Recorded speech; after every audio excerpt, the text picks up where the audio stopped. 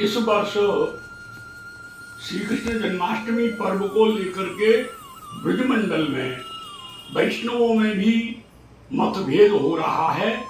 जो तारीख 26 और 27 तारीख 2 दिन के यहाँ श्रवण गोचर हो रहे हैं। कोई कह रहा है कि 26 तारीख को, कोई कहता है 27 तारीख को। आइए हम ये जानने का प्रयास करते हैं ऐसा क्यों।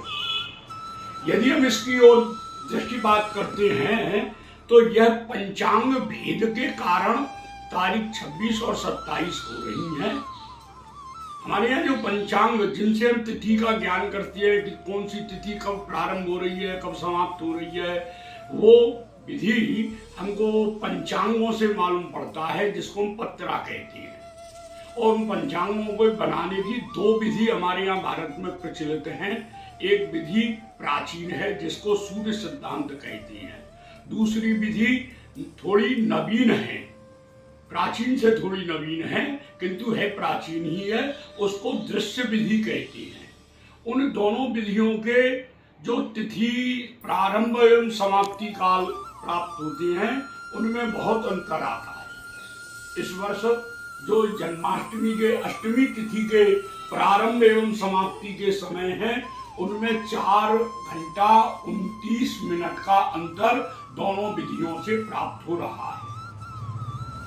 हमारे यहाँ जो तिथि का मान देखते हैं उसमें अष्टमी तिथि उस प्राचीन विधि के अनुसार, जो हम सूर्य सिद्धांत वाला पंचांग जिसको कहते हैं, उसके अनुसार 26 तारीख के सुबह 8:20 तक सप्तमी है। इसके बाद अष्टमी आ रही है। और दृश्य विधि से वही अष्टमी 26 तारीख के सूर्य उदय होने से पहले ही रात्रि को 3:39 से अष्टमी प्रारंभ हो रही है। हमारे यहाँ सूर्य उदय के समय पर सप्तमी जिस दिन होगी उस दिन व्रत नहीं किया जाता है। अब जो सूर्य सिद्धांत वाली विधि है उससे सूर्य उदय के समय सप्तमी है, क्योंकि सूर्योदय 5:58 पर है उस दिन, और अष्टमी है 8:20 तक।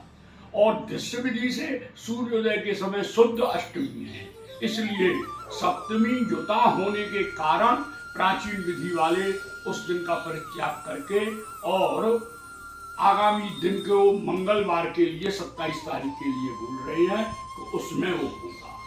किंतु यहाँ यदि हम इन दोनों विधियों का विचार करें तुलनात्मक दृष्टि से, तो मेरे अपने विचार में यहाँ दृश्य गणित वाली जो नवीन विधि है यही अपनाना चाहिए, क्योंकि इस विधि में उसी ही विधि में कुछ गणितीय संस्कार बीज आदि का उसमें संस्कार करके उसको परिष्कृत किया है। और परिष्कृत होने के कारण ही उसके हमको प्रत्यक्ष कुछ प्रमाण इस प्रकार दिखते हैं, जैसे आकाश में खगोलीय घटना होती है, ग्रहण पड़ता है, ग्रहों के उदय होना, अस्त होना, ये सभी उस दृश्य विधि के गणित से मेल खाते हैं। और जिस समय दृश्य विधि के पंचांग बताती है उसी समय वो सभी दिखने के लिए मिलती हैं। और जो वेदशालाएं हमारी तारामंडल, जंतर मंतर जिनको कहते हैं, जिनसे ग्रहों का स्पष्ट दर्शन हम यंत्रों के माध्यम से करती हैं, वो भी दृश्य विधि के अनुसार ही हमको प्राप्त होते हैं। इसलिए दृश्य विधि साथ में देश ही नहीं सर्वत्र 80% भूभाग पर इस दृश्य विधि का ही पालन सर्वत्र हो रहा है।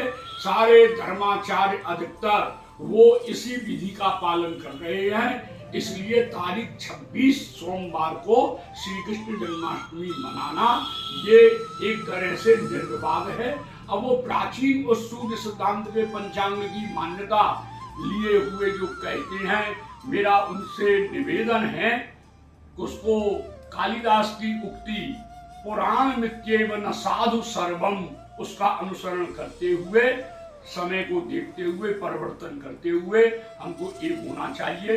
समाज के सामने धर्म संकट बनता है कि हम क्या करें, किस दिन करें, किस दिन न करें।